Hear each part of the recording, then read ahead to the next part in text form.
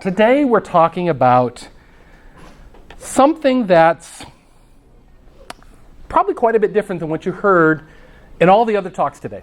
In all the other talks today, we focused on the externals, the resumes, the interviews, the dress styles, making the best of your job, pleasing your managers, pleasing your coworkers, pleasing everybody else. Something that I have always done in my career column, Career Opportunities, since 1997 is I've done exactly the opposite. When I started writing that column, I always figured there's plenty of people out there who have better advice about resumes and interview skills and all that stuff. What I wanted to talk about was the personal side of careers. The fact is, there's a lot of externals that go on. We have to worry about our resumes and our interviews, and do we have all of our ducks in a row and our paperwork and everything else. And that's required. Part of any part of career or life. There's always those hoops you have to jump through. It's not fun, but it is required. You just got to do some of that. But I'm going to say something a little heretical. I'm going to say a little career heresy here. It's like those things are not the most important things about your career. Okay? In fact, those externals are some of the, in the big picture, least important things about your career. The fact is, your career is about you. Okay? It's not about someone else. It's not about your manager. It's not about your boss. It's not about the company you work for. It's about you. You have to live within your career 24/7. Okay? You've got to deal with it. It's about you.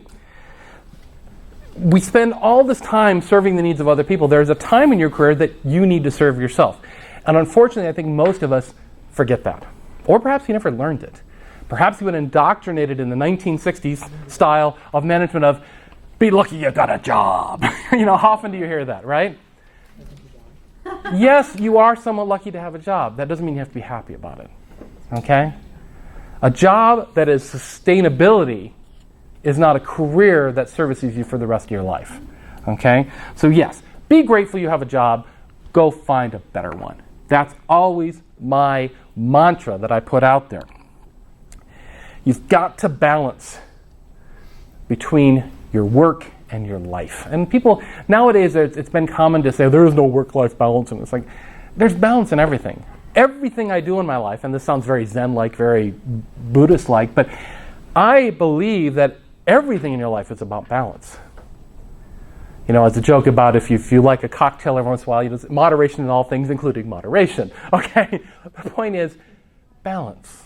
Yes, you can have those times when you go out and you have fun with your friends, and this time when you stay home and work. There's a balance in all things, and it's a constant seeking of that balance, because you're never ever there. Life is a constant ups and downs and cycles and everything else. You're never really there, but it's something you seek.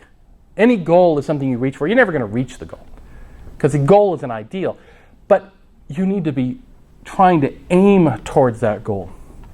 I've talked in some other talks of mine about the fact that if you're on a ship, you're never really on course on a ship. Ships are being constantly pushed by the tides and the wind and everything else. And if you were to plot the course of a ship, not under autopilot, and even then it's just lesser of a degree, it's like this. You look at Columbus's trip across the Atlantic, it's like this.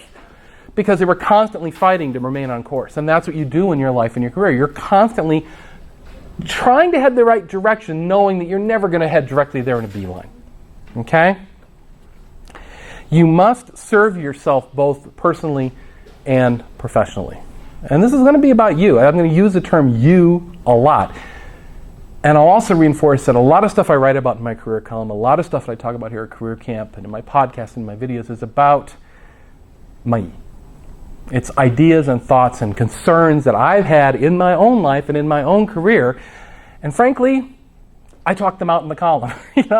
Sometimes I talk about them with friends, sometimes I talk with coworkers, but oftentimes I use my column and my writing and other work that I do in my podcasting to talk out these ideas for myself. Because if you read about it in my column, I can almost guarantee you I've experienced what I'm writing about. Otherwise, why write about it? I don't have enough basis to write about it. So everything I want to talk about relates to me as well. So you spend all your time, get your resume in order, get your interview skills down, get that new suit, that new dress, get all those externals set down. You get all your ducks in a row. Once you do that, the hard work begins. Okay, once you do that, then you got to go to a nice quiet room out in the woods, down by the lake, wherever, your favorite place, and think. And I tell people about this all the time in my column. You got to do some hard thinking, because that's where the work really gets done in your career. You have to think very deeply about the internal aspects of your career. Now, the great thing about this is as you think more about the internal aspects, so as you talk more about yourself and what you want, it actually helps with the externals. 'Cause how are you going to write a goal on your resume if you don't really know what you want to do? How are you going to write a cover letter about what you want to accomplish in the world if you haven't really thought about it? Okay? Now, I say this because I meet so many people who don't ever think about these things. Part of the talk today is about directing your career and not letting your career just happen to you. Because I can guarantee you, we all know someone, we might even have ourselves as an example, yes, I raised my own hand, of times in our life when we simply let our careers happen to us. We're looking for a job, that job appears, okay, I'll take that job. We're looking for the next job, that job appears, oh, we take that job. Now, I can guarantee you what happens is 15, 20 years, you wake up and you wonder, how the hell did I get here? Where was I thinking? Well, you weren't. You weren't thinking. You weren't managing your career. And therefore, you ended up somewhere you had no intention of being. Okay? That is probably one of the biggest issues in careers these days, is not taking the attention to manage your career. Now, there's only certain amounts that you can manage your career. Life is happenstance sometimes. That's normal. That's just the way life is. That doesn't mean, though, you can't have that goal out there and, again, correct your course. If you end up in a job that maybe is going the wrong direction, you need to be thinking, okay, I'm here now. Now I've got some stability. Now I need to go back on course. I need to go back towards where I'm headed, and not let that path lead you off to the next fork in the road, and the next fork in the road, and the next fork in the road, so you're going the entirely wrong direction. I have a little booklet I wrote called the Career Compass. I've actually given a presentation here on Career Compass about how to decide what you want to do in life. And one of the aspects of that is most people are wanting to head north, and they're heading due south. It's not just they're off course. They're going the entire wrong direction. I've seen it in my own life. I've seen it in all the people I talk to. If you let it happen, it will. Knowing what you want to do will let you make a better resume. It'll let you have better interviews. It'll let you write better cover letters, because you simply know more what you want to do with your life. The more you know about what you want, the more you can communicate with others and help them understand not only what you can do for them, which is highly important to the person on the other side of the interview table. What's in it for me? How do you make my life easier? They also learn about what you want out of a career, hoping to find a combination of skills and talent and personality that allow both of you to win. Because if it's not a win-win, get out. If it's not a win for both parties involved in anything you do in your life, get out, because someone's losing. And if you look around the table and the loser isn't someone else, it's you. Okay? And I'll joke about the poker table. If you look around the poker table and you don't see a sucker, it's because the sucker is you. Just remember that. Okay? You have to learn about your personal wants, needs, and desires. These are 3 words I come back to again and again and again in my career columns and everything I do. Wants are those cool things we want. We want the flashy car, we want the nice house, want the whatever accoutrement of luxury that you would like to have. Needs are what you need to survive. You need the money. You need a decent place to live. You need a decent family life. You need to live geographically close to your job, if at all possible. And your desires are those things that go far beyond wants or needs. And these are the intrinsic parts of your life that rewards you. It's a little difficult to talk about, but your desires are those things that, given your druthers, to use an old-fashioned phrase, given your druthers, these are the things I'd love to do. These are the things that would give me the most joy. Well, as you might imagine, the ability to combine those three things together in a career, chances are you're going to have a pretty darn good career. Because you're thinking about those three necessary parts of any career that combine to make a whole that is much bigger than any of the three individually. Okay? What were the wants in that? You said the needs and the desires. What are the wants? The wants are, I want the flashy car, I want lots of money, I want the fancy house, I want the trophy wife. Shh, quiet, she didn't hear that, did she? The wants, I often talk with my son about the difference between wants and needs. Wants and desires seem very close. They're close. I think desires are even, well, needs and, well, yeah, wants and desires are the close ones. Desires, I think, speaks something, it's kind of that amorphous spiritual thing, if you want to say that. I'm not a terribly religious person, but I do believe we have things that drive us deeply, even that we may not even quite understand ourselves sometimes. And I think a lot of people don't understand really what their desires are. They say one thing, but their actions show that they really desire something else. Okay. I think that's where it breaks apart. Yes. Okay. Fill your tank. Fills your tank. Yes. It doesn't subtract from your life. It really, and it is that very internal thing too. The desire is something that, well, I'll give my example. I love presenting to people. I love sharing what I know with people. I love teaching people. I often heard the word passion about it. That's something that drives me. You get what's called a teacher's high, I've heard it called, when you come out of a class and you're all wound up. It's like, because you really, it gives me as much as I hope it gives you. That is one example of a desire that perhaps can go unspoken for a long time if you don't think about it. You need to find those things. You need to notice those things. Those things that just, wow, you come out of them with more energy than you went in. Even if you go on a long hike and you're physically dead tired at the end of it, but you just feel great. Okay, maybe you need to be a ranger. Maybe you need to lead wildlife hikes. Maybe you need to learn about birding. What's that telling you? That feeling is telling you something that you need to notice and look into more deeply. It goes into that whole concept of not letting things happen to you. If you really feel energized about something, why? Think about it. Why do I like that? What does it give me? It gets me out. I'm from a small town of 2,000 people. Frankly, going out in the woods, it gets me away from people and noise. I love it because it's totally different than where I live in Van Nuys, right? But I know that about myself, and there's a reason I go out to the woods, and that's one of them. Is I can get out there and my ears almost ache because it is so quiet. Driving to the desert. I always, I'm driving to Vegas, and I stop in the middle of the desert, and you're like. You can't. Your ears almost feel like they're opening up because you can't hear anything. So that's something I've learned over years of noticing that reaction and realizing, oh, okay, that's what that does for me. The truth is, about the biggest reason you have to look at these internals too, is that you have to live with your career every day. Okay. Your boss doesn't have to live with your career. Your wife doesn't have to live with your career. Your husband has to live with your career. Your children don't have to live with your career. You have to live with your career every single day. It better fit, or you are going to drive yourself mad. Okay? As just a poor example, imagine a pair of shoes that don't fit. Remember how agonizing that can feel if you're in a pair of shoes or a dress or a pair of suit or a pair of pants that don't fit, and how just annoying it is. Now multiply that by about 1 million.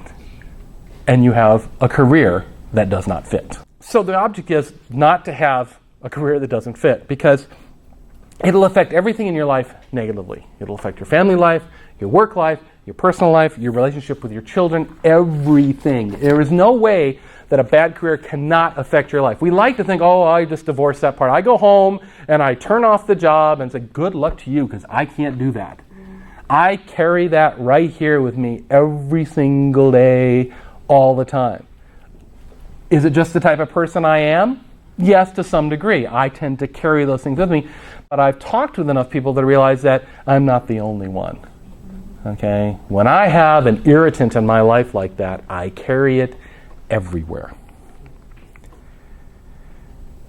Now the fact is too, and this is just a simple fact of human nature, no one can care about your career as much as you can. No career counselor can care about your career as much as you can. No boss can care about your career. Certainly a company can't care about your career as much as you do. It's not their career. It's not about them. Your career is about you. It's just a simple fact of human nature that you're the one you care about the most, or you should. Okay? We can all be altruistic. We can all do good works for people. We can go out and we can volunteer and help our families and take care of our parents, our elderly parents, or whatever required. That we can do those altruistic things. But at our very heart, we have to take care of ourselves. I always like to say that we can't help others until we're at a position of being stable and in a good position ourselves. If we try to do that, we end up further diminishing ourselves. If we're constantly putting out work as a caregiver and not servicing our own needs at all, we will burn out. Who was talking about burnout the other day, just when we started? You will burn out. You simply use up your energy in trying to do that because you're never refilling the well. You're never refilling that tank. And I talk with caregivers a lot, just at the age I'm at. I say my wife and I are of a certain age, and when these things start to take place. And I'm always counseling them. I always praise them for what they're doing, and I say, and what have you done for yourself lately? What have you done for you? Because I know if they don't do something for them, if they don't get away, if they don't have those regular breaks that they can take, they will burn out and they will fail. Okay? Same thing applies to your career. You have to refill that tank and concern yourself with your own career and develop your own career. Otherwise, you simply will burn out and you'll end up in a job that you hate and you'll feel trapped. And we'll talk about trapped in a little bit. She asked a great question. I'm going to take a little diversion here from the notes about how do you know you have a great career. I'm going to refer you to a talk on my website, and you can search Google and you should find it too, called Career Compass.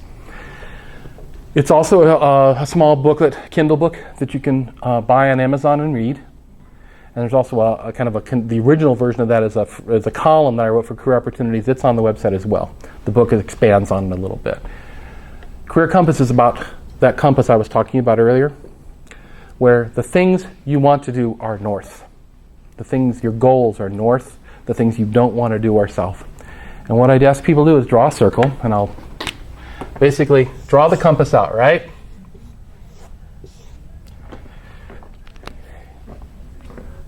These are the things you're doing now that you like doing. And you start to think through your life. It's basically a way of thinking through your life and your career. What things do you like doing? And you put them up here. What things are you doing now that you don't like doing? Which we all have those, right? I hate writing bills every month. It's the same thing as like doing laundry. Oh my God, I hate it. I certainly don't want a job where I'm writing bills all day, right? Okay. I don't like kids. I shouldn't work at a school, but I do. You know, how many people you know like that? They work at a daycare or something, they hate kids. Why are you there? Okay. Teachers who don't appreciate children. So these are things you're doing now that you never want to do. Things you're doing now you never. These are things you're not doing but never want to do, okay? And these are things you would like doing, but you're not doing now, okay? So you can see both of these, this hemisphere is things you want to be doing. Either you're doing them or you're not. These things are stuff you're not doing, whether you're doing them or not, okay? And you just think through your life of all the little things, all the little tasks, all the little chores, all the little things you like doing, the hiking, whatever. Where do they fit on that compass? The fact is that will lead you to that path. Yeah, you're never going to be on course totally. Compasses, you got to follow that compass all the time. You're always going to be going back and forth. The goal is, as I said earlier, never to do this. Never to be going back home. If Columbus had done that, he'd end up back in Spain instead of North America, right? That's the basic of that. It's laid out much more in the booklet and in the other talk. If you watch it, it's totally about that. I came to that idea in my own life. I was talking with a friend of mine, one of the gentlemen who used to co-chair CareerCamp with us before he moved to Colorado. And I came up with this idea. I said, list everything you do. That was the way I started. List every task you do in a given day, and then give it a number. Plus or minus 1, plus or minus 3, plus or minus 2, before the compass idea came up. And I realized that is so effective because it requires you to think. It requires you to do something you may not do in the normal course of your life, which is think about your career, right? It's just one metaphor, one method. There's a billion others, and you can find one that works better for you. The point is, though, think about it.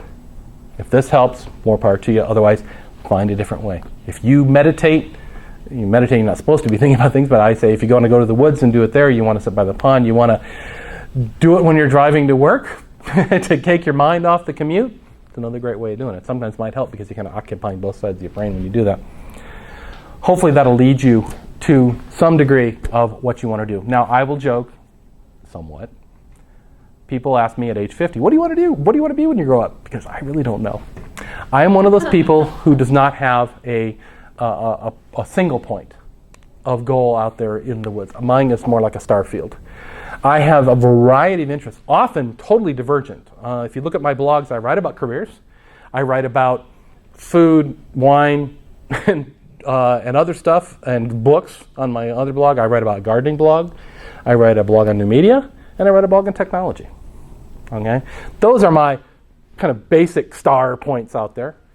And I've never been able to decide between them. I always have some interest in all those things, and so I pursue them. One will be more active than another at any one time. They all kind of, in the farming terminology, we say let something lies fallow, which means you let a field, that you don't plant that field that year. You let it lie fallow to rejuvenate. And some of the projects, will go fallow for a little while, and some will come back up. And that's just the way I live my life. I'm not that person who has that one focused goal. And I've had to come to that understanding because I was making myself very unhappy because everyone was telling me, you got to focus. You got to focus. Well, guess what? That's not me. That is some people. There are some people, Yo-Yo Ma, I want to play cello. And all he's done is just gotten better at playing cello. Okay? That's his focus in life. He has that career path pattern, just straight line. And you have to find what makes the most sense for you. Yes? I'm reading a book now about, I don't know the name by heart, but it's about, you're laid off now, getting on track again. Mm-hmm. And he talks about serendipity, which really helped me because it's like, well, what if you're headed in one place and serendipitously you could head in another direction, which isn't horrible because at my point I'm saying, well, I guess I could do reception, but maybe by serendipity, I'll really be doing public speaking, because that's my heart's desire. But I know for sure that let's say, I always thought I was administrative assistant. Am I shouting in your ear? For me, being an admin is like a round peg in a square hole. I did a whole talk at Tuesdays with Transitioners, another group. Someone was going to be at Tuesdays over there. Sorry. Over the past several years, I picked a theme for the year. One year was visibility. 1 year was leadership. Last year was opportunity. And opportunity is a lot with serendipity, like you're discussing. Serendipity is things that just happen to you. Just kind of out of the blue, someone offers you an opportunity. Most of us, what's our first response when someone offers us something that's out of our normal realm? What do we do? No. Oh my God, no, I can't do that. Fear blows up and we ignore it. We actually ignore the opportunity we've just been given. Okay? That whole section, again, opportunity, you can find on the website, search for opportunity, you'll see all the things I did on opportunity. But the big part of that is serendipity and being able to recognize those opportunities when they appear, be able to accept those opportunities when they appear. Because most often we simply reject them out of hand. We don't even think about them. Because most people think, if I think about it, I have to do it. It's like, no, you're just thinking about it. You're not taking the job, you're just thinking about it. And I found that if I put it that way to people, it helps to unclench the fear a little bit. So, oh yeah, I'm just thinking about it. I don't have to take the job, I'm just thinking about it. So that's where serendipity plays a great part in your career, is recognizing those random opportunities that just suddenly pop up in your life. I had one pop up in my life the other day. Yesterday, I was like, the person wants me to do a voiceover for a little thing because I heard something else that I did. And it's like, oh, okay, sure, I'll do that. be open to that and be aware of that. Again, if you want to go deeper into the opportunity and serendipity, check out the search opportunity on that website, and you'll definitely find all the stuff there. I've talked a lot about how your career is about yourself. It's about you. You need to think about yourself. Now, the first pushback I get from people is, well, that's selfish. You're just being selfish. You're not being selfish. I take the term self-preservation. Okay? Goes back to the concept I said about you can't help others unless you are in a position that is stable. Okay? You will simply chew yourself up, eat yourself up, burn yourself out, whatever. So when thinking about these things, there are certain times you need to say no.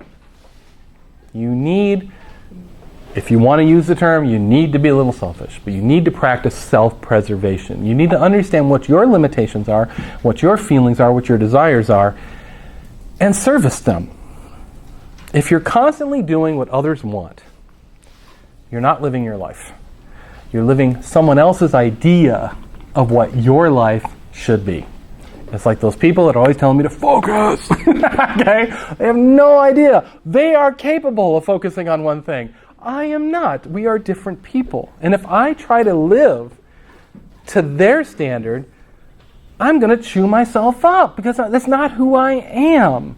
Okay? We all need to realize that. Don't try to be the square peg in the round hole. Okay? I actually had to read it because I liked it so much when I read it. I actually had to read it here. If you're constantly doing what others want, then you're not living your life. You're living someone else's idea of your life.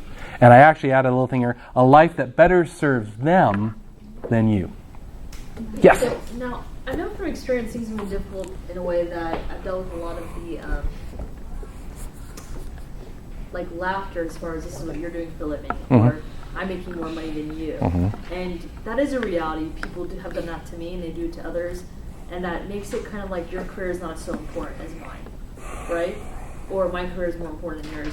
So knowing all those factors, how can you focus on the positive of your path and kind of ignore the other stuff because it's not really important? A term that just pops in my head when you're asking customers, you need to make your voice louder than theirs. You need to hear your voice in your head louder than theirs. You need to turn them down and you need to turn yourself up. It's very difficult. I will not kid you in any way, shape, or form. I struggle with it every day. What do you want to be when you grow up? I hear that's like a haunting phrase in the back of my mind every day. That's what you have to do. You have to find ways of saying, and the way you do it, actually, it leads me to the next area here. Because you have to make your own decisions. We let people make decisions for us way too often. Whether it's our spouse, our family, our coworkers, our boss, or whatever, we let people make decisions for us too often. And that leads nowhere for you personally. I don't know if you've ever heard of it. This is kind of an odd example. But there's a couple of apps out there for phone right now called Secret and Whisper. And these are apps. You don't necessarily want to download these apps, but these are apps that allow you to anonymously post things in your life. And they can get pretty wild sometimes when you see what people post. But the thing that just keeps recurring, I keep seeing these similar messages again and again and again in these anonymous sites are, I wish my boyfriend would do something stupid so I could break up with him. I wish my girlfriend would find someone else so I could break up with him and have an excuse to break up with them. Have an excuse to leave. Have an excuse to... Why are you looking for an excuse to do something? If you want to break up, break up! Why are you letting them make the decision? Okay? In a form, and I'm going to use a very charged word here, it's cowardice. You are being cowardly with yourself. Okay, you can be cowardly with the world. I understand that life is scary sometimes, but don't be cowardly with yourself. Make the decision that needs to be made and live with it. Now, I'm not asking you to make crazy, wild, off-the-cuff decisions. Think about the decision you're making. What did I say here? I called it a particular thing. I said, you only need a reason of your own, carefully decided. Okay? I think sometimes when we think we're making decisions, we're just doing it off the cuff. Even ourselves, we think, I'm just blowing this off. Like, carefully decided decisions. But make them. Don't hope to be fired. Find a new job. Okay? Why? Don't stay stuck in a bad job. There's a great book called Radical Careering that I love by Susie Hogshead, unfortunate last name, but great book. Radical Careering, and one of the things, it's more of a picture book almost. It's like pithy quotes and stuff, and one of them says, being in a crappy job is not your fault. Staying in a crappy job is your fault. Okay? That's right. Crappy anything. Staying in that when you know better is your fault, and you need to see it that way. Please don't ask for excuses from others, because oftentimes they won't occur, and you're just sitting there going, doo-doo-doo, not my problem. I'm unhappy, but it's not my problem because no one gave me an excuse. No. You're unhappy because you haven't made a decision. Make the decision. It's not easy. Again, I try not to be unrealistic in what I'm saying here because I've struggled with it myself. It's not easy to make decisions, especially decisions that are unpopular with other people. You talk about decisions to do a certain career, whatever, and getting laughed at.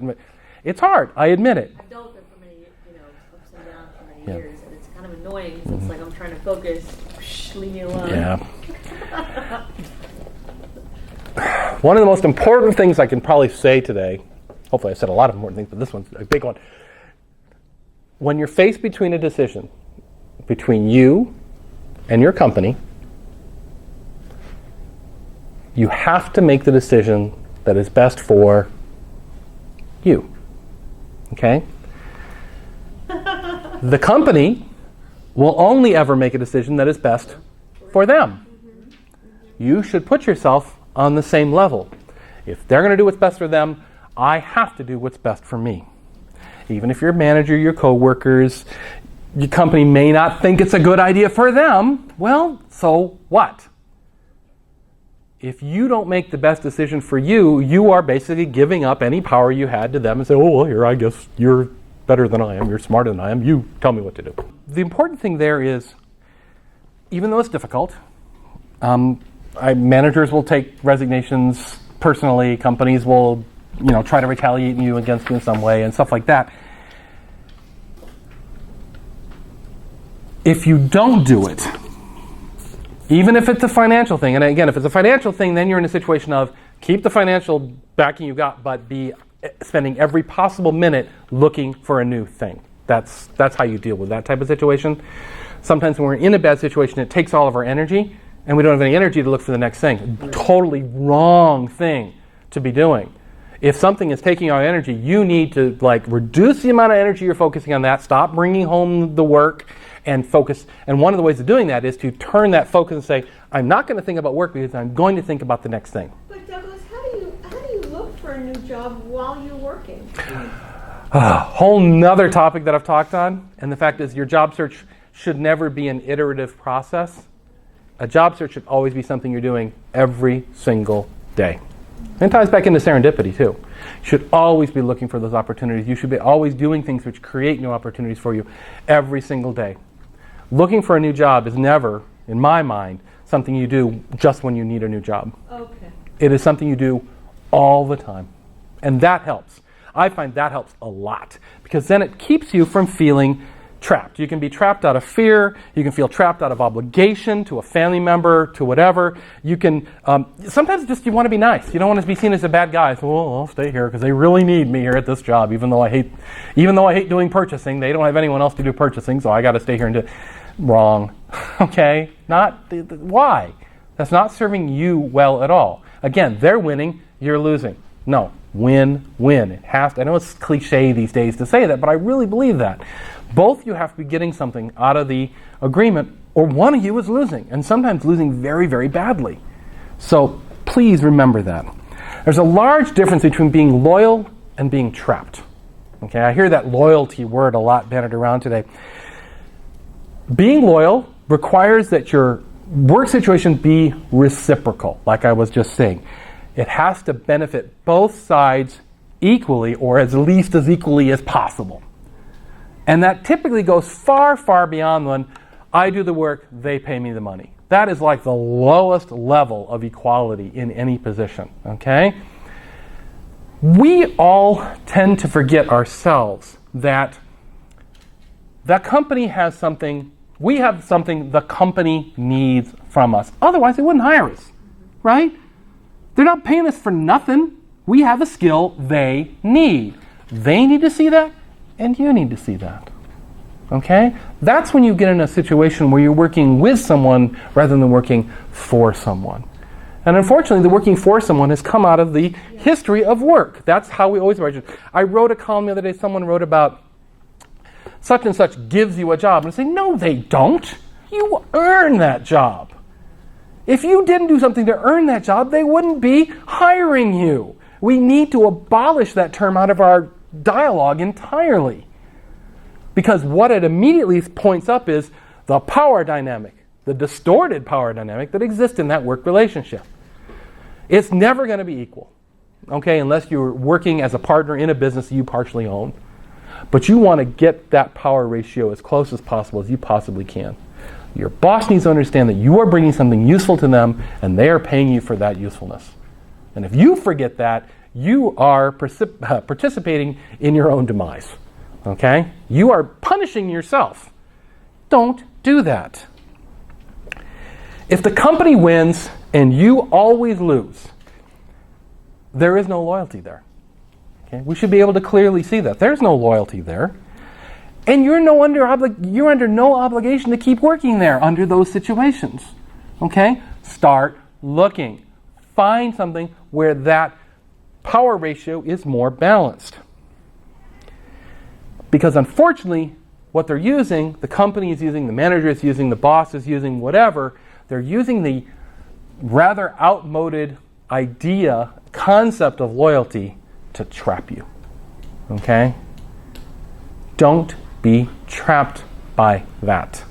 You are better than that. You offer more than that. You have more to offer than that. We end up trapped in situations because we've decided to do what others want, not what we want. Simply, bare laying it out there. Don't be the creators of your own traps. Too often in our minds, that's exactly what we do. And again, I'll hold my hand up and say, me too. We trap ourselves in situations. And the fact is, if you feel trapped, you are. So if you're ever feeling trapped in a job, red flag, Les Miserables style, waving on the stage, there is a problem here. Okay? That feeling of being trapped is a clear sign that you are. And you need to recognize it as such. And then you need to do whatever you can to make that feeling go away. Okay? Does that make sense to people? So I really want to reinforce it because I see that so often when I talk to people. I hear people discuss. I was sitting at dinner once with a group of people that I didn't really know. I'd only met them for the first time. I was at a conference or something. And I listened to the person next to me just describe a horrible job situation to the point of definitely mental abuse and approaching physical abuse. And they had not yet decided in their mind that maybe it's a good idea if they left. And I'm like, okay, I'm sitting here as a neutral, unknowing third party, and I'm hearing your story. Get out. I'm going to call social services, for God's sakes. You are trapped in this situation. I can't believe you decide to stay there. We like to say that financial issues are our trap. Sometimes they are. I think they're far less than we think they are. I think our fear of financial issues is more powerful than the financial issues themselves. But we really have to find a way through that fear and back to our own self-respect and say, you know what? I have more to offer. Even if they don't see it, if they hired me, there was someone else who's going to hire me. That's another thing I often say. I got this job, I can get another job. Because I obviously have something to offer, or they wouldn't have hired me. So let's look for the next thing. Just real quick. Yes. We're running short on time. I was just thinking a couple times you made reference to I go into that more. I think you mean on your website. Yes. In the column, I write the weekly column, the career column too. Okay. A lot of these topics come up in the career column. Basically, we could actually, after today, it's been great, but 45 minutes is short. We can go to your site and hear a lot more of this. Do you have webinars and things like that we can listen to? There are previous, like the Career Compass talk from CareerCamp 2 years ago is on there. Okay. I've been revisiting some older talks I've given recently as little clips. Those are on there. If you do a search. Your inspiration's great. I like to keep the mindset into the positive mindset. So. Well, it's very freeing. I mean, there's so many people I've even met, teachers, whoever, like, they're like, and you're just like, we can get trapped in that. It's been, and I've had, the trouble with that type of thing is I've had people saying, gotta be focused. You know, I know I come back to that, but that's one thing that just like stick a knife in me when people say that. Because not everyone works the same way. Not everyone learns the same way if you're a teacher. Not everyone acts, you know. And to require that of someone else shows a little bit of lack of understanding in the other person. And you have to see that, say, they really don't understand this. So I have to understand now how they're coming at it, and you have to try to think of what they're coming through. But it is difficult, but it's so critical. And that's why most times everything is externally focused, like I said at the beginning. And very few people talk about the internal focus. And that's where I think in career opportunities that come, that I always focus on the internal. I always focus on the internal. The subtitle for Career Camp is the subtitle for career opportunities. That's exactly where it came from. It was so good I used it twice. Helping to build the career that you deserve. Because that's what I truly believe. And again, those are the thoughts that I've had in my own mind that I've come out to. Don't focus exclusively on the external factors, as we were just saying, right? Everything about your job search is external. Resumes and interview skills and dress and all that stuff. Okay, that's fine. It's required. Really, those things are kind of like, yeah, I know. You know, I know what I need to do there. And I've got pretty much a handle on what I need to do there. You know, most of us, I think, in this room have a handle on that. Look to the internal factors. Look at your wants, your needs, and your desires. Don't let one outweigh the other. Focus on your desires if nothing else, because your desires are telling you something about yourself that maybe even you haven't listened to in the past. Okay? Listen to those little voices in the back of your head, little prickles in your heart that, you know, when you do something you really, really enjoy, those are pointing you in the right direction if you listen to them. And then at least gives you somewhere on your compass to say, I want to go that way. How can I go that way? It gives you a direction. If you get to know yourself better, you can't help but be a better worker, a better job candidate, a better employee, a better whatever you do. The more self-knowledge you have, the better you will be at doing whatever you do. Because you just understand yourself more. You understand your limitations. I have limitations. I tend to worry way too much. It's just part of my makeup, and I have to do things to adjust to that. The fact is, though, because I know that about myself, I can work against it. I can modify it. I can bring it back into balance whenever I can.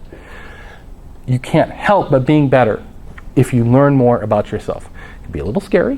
There's some things about all of us that we don't like about ourselves. My worry is one of the things that I'm so glad my son did not inherit that from me, and I tell him that regularly. He is much more chill than I am. It's great. But it can't help but make me better at what I do by knowing it. Okay? It's in our ignorance that we lose ourselves, where we start to do what everybody else wants, not what we want. Don't allow others to trap you in a bad situation through coercion, through being demeaning. It's just funny you brought up what you said, you know, the demeaning behavior, or being dismissive. Those are the three common traits that people will try to do to you. Don't.